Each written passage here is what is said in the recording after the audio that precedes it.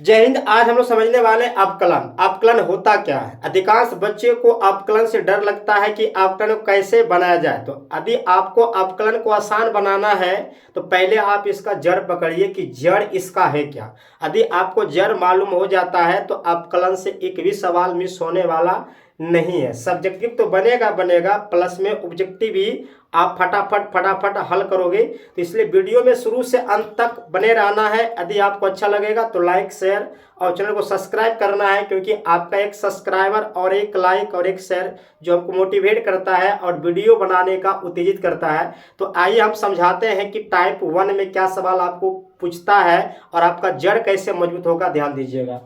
Type 1 देखो, type 1 में यदि आपको इस तरह सवाल पूछता है, पहले जड़ समझिएगा। जड़ पता चल जाएगा तो आप अपकलन का एक भी सवाल मिस होने वाला नहीं है। अधिकांश बच्चे को पता नहीं होता है कि अपकलन का जड़ क्या होता है। लोग क्या करता है, सूत्र पर सूत्र याद कर लेता है। सूत्र यदि आप याद करिएगा तो सूत्र से काम ही चलेगा चलेगा, बट आपको जड़ भी पकड़ना है कि इसको जड़ से कैसे इससे छुट्टी लिया जाए। तो आइए, टाइप 1 में क्या है, यदि सवाल पूछता है, देखिए d/dx, ये जो अपकलन की पहचान है, क्या है अपकलन का पहचान है, d/dx से पहचाना जाता है अपकलन को। ठीक है, d/dx ये अपकलन की पहचान होता है। ठीक है, देखिए d/dx है, यदि आपसे यहाँ पर छो x डाल देगा, इस तरह आप पूछेगा कि बाबू इसका मान ज्ञात करो। d/dx छो x, इसका मान पता करना है। देखिए, तो वही तो जड़ है। यदि आपका जड़ पता हो जाएगा तो आपका अपकलन से सवाल फटाफट बनेगा। आप मैथ में एक अच्छा स्कोर करके आइएगा। क्या है, d/dx और यहां पर इंटू में दिया हुआ छो x, मान ज्ञात करना है। एक बात आप माइंड में छाप लीजिएगा कि यदि आपको इस तरह सवाल पूछता है ना, गिनती के बाद में कोई चर राशि लगा दिया, उसके बाद कुछ भी नहीं दिया, तो क्या लिखना, सिर्फ छो लिखना, बस काम खत्म है। ओनली क्या लिख देंगे, छो, है ना। अब इस तरह से आपका कोई भी सवाल पूछ दे, ऑब्जेक्टिव डाल दे, सब्जेक्टिव डाल दे, आप आराम से कर पाइएगा। देखिए, है ना। चलो एक सवाल और देते हैं। d/dx है, यहां पर लगाते हैं 7x। ठीक है, इसका मान पूछता है जी, तो मान बता दो। कितना आराम अवकलन है।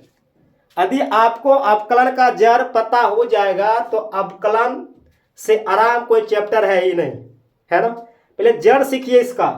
तो d/dx है, इंटू में क्या दिया हुआ, 7x दिया हुआ है, इसका अवकलन करना है। तो बताओ इसका आंसर क्या होगा, 7 का 7 होगा। काम खत्म है। 7 का 7 कुछ भी पूछ दे। d/dx यहां ले लेते हैं 100x है, तो बताइए क्या होगा जी, ओनली 100 होगा। सिर्फ क्या होगा, 100 होगा। सिर्फ क्या लिखेंगे हम, 100 लिखे। कुछ भी डाल दे, कुछ भी डाल दे, आपको क्या करना है, 100 ही होगा। कुछ भी लिख दे, 1 लाख x कर दे, आगे d/dx लगा दे, तो वहां भी क्या करना है, 1 लाख ही करना है, 1 लाख ही करना है। समझ में आपको आ गया। इस तरह सवाल पूछेगा तो आप आराम से बना पाइएगा। और इसी तरह सवाल डालता ऑब्जेक्टिव बच्चा गलती करके आता है। ऑप्शन दिया रहता है, बच्चा को दिमाग नर्वस होता है, और ऑप्शन मारने का ए तो बी मारता है, मारने का सी तो डी मारता है। आराम से समझिएगा कि यदि किसी संख्या के बाद में कोई चर दिया रहे तो उसका आंसर उसका संख्या ही होता। देखो हमने क्या किए, सेम संख्या लगा दी। यहाँ भी सेम देखो लगा हुआ है, यहाँ भी सेम लगा हुआ है। ठीक है, यहाँ भी सेम लगा हुआ है। यहाँ कोई दिक्कत तो नहीं है।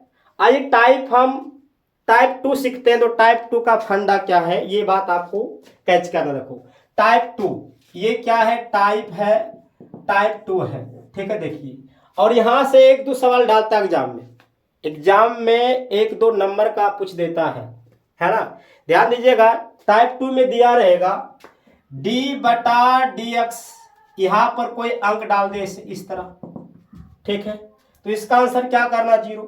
क्या करता, कोई भी गिनती का संख्या डाल देगा, आप बोलेगा अपकलन करिए तो उसका आंसर हमेशा 0 आता है। ये बात आपको याद रखना है।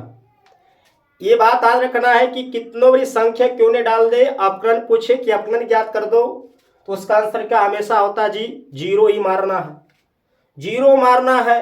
यदि चर लगा रहेगा तो जो संख्या के साथ चर लगा हुआ है वही उसका आंसर होगा। सिर्फ क्या है, गिनती है, तो उसका आंसर क्या करेंगे, जीरो करेंगे। देख लो, यदि पूछेगा डी बटा डी एक्स टू का मान क्या, जीरो लगा लो। कितनों संख्या दे दे, जीरो ही उसका आंसर होगा। कितनों संख्या क्यों नहीं डाल दे, जीरो ही करना है। और वही जड़ जो है विद्यार्थी को पता नहीं होता है और अपना मैथ में स्कोर कम करके आता है। कुछ भी डालेगा, यदि यहाँ डालेगा डी बटा डी एक्स 1,00,000 डालेगा तब भी आंसर क्या करेंगे, जीरो होगा। और एक बात याद रखना कि उसके पीछे में कोई चर लगा हुआ नहीं रहे, बिना चर का रहेगा तो जीरो मारिए। क्या मारना है, जीरो मारना है, कोई दिक्कत नहीं है। कुछ भी डालेगा, लो और ले लो, डी बटा में डी एक्स आप बोलेगा इंटू 100 का मान क्या होगा भैया, जीरो होगा। ओनली जीरो करेंगे, कुछ भी डाल दे, जीरो। 1,00,000 जीरो देंगे, 2,00,000 जीरो, 20,000 जीरो देंगे, है ना। गिनती में जो भी संख्या आएगा सब रियल क्या देंगे, आपको जीरो देना है। इस तरह सवाल एग्जाम में लेकर आता है, अब बच्चा दिमाग नर्वस करता है, यहाँ कोई दिक्कत नहीं होगा। हमने टाइप 1 सिखा दिए, टाइप 2 सीख गया होगा। अब देखो टाइप 3 का फंडा क्या होगा, ध्यान दीजिएगा। ये टाइप 3 है, टाइप नंबर 3, देखिए क्या होगा इसका फंडा। टाइप 3 का फंडा होगा, पूछेगा इस तरह, डी बटा डी एक्स 5x प्लस 9 का मान ज्ञात करो भैया। डी बटा डी एक्स 5x प्लस 9 का मान क्या होगा, नहीं डरेंगे, है ना। आप ध्यान दीजिए, डी बटा डी एक्स है, 5x का मान ज्ञात पूछता है तो क्या करेंगे, अब यहाँ पर सिर्फ क्या लिखेंगे, 5 लिखेंगे। जो आगे में लगा रहेगा ये बात आपको कैच करना है। 5x दिया हुआ है तो 5x का यहाँ पे x लगा हुआ है, यहाँ कोई गिनती संख्या तो 5 हो जाएगा। और 9 हम बताए थे कि जहाँ कोई गिनती रहेगा उसका अपकलन जीरो होता है, तो यहाँ जीरो हो जाएगा, शून्य तो मान होता नहीं है।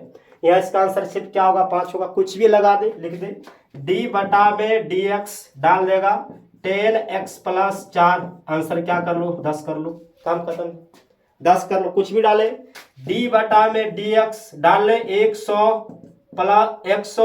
x प्लस 5, आंसर क्या करेंगे, 100 करेंगे। कोई दिक्कत है, टाइप 1 टाइप 2 टाइप 3 में कोई दिक्कत नहीं है। यदि आप इस तरह से मैथ को बनाते हो तो मैथ का स्कोर अच्छा होगा और एक का एग्जाम में अच्छा स्कोर कर पाइएगा। अब मिलते हैं नेक्स्ट वीडियो में। जय हिंद।